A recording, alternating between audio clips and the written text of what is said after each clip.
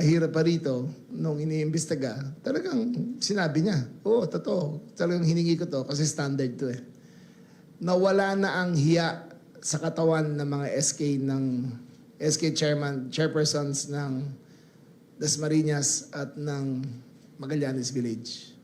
Isa sa mga pinakamayaman na barangay na yan, pero may kaya ang mga pamilya nila. Pero kagano pa man, ang ugali nila ay hindi nagbago at wala silang pinipili. Tapos Halloween party pa, Sec. Halloween party to na 20. Pareho sila, Halloween party na 2025.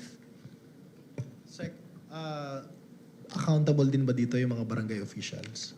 Hindi. Sila nga ang nag-report eh.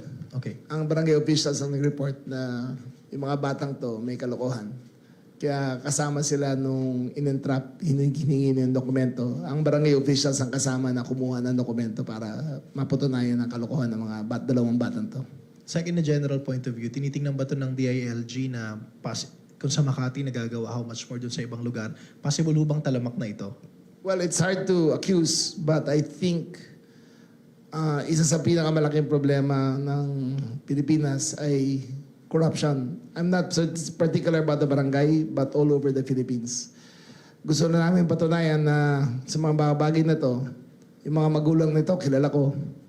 Hindi po ako pumapayag na imasahe ang kanilang kaso. Tutuluyan po namin to at hanggang sa kakayanan ng DILG ay kakasuhan namin at tutulungan namin ng ombudsman para mag-imbestiga.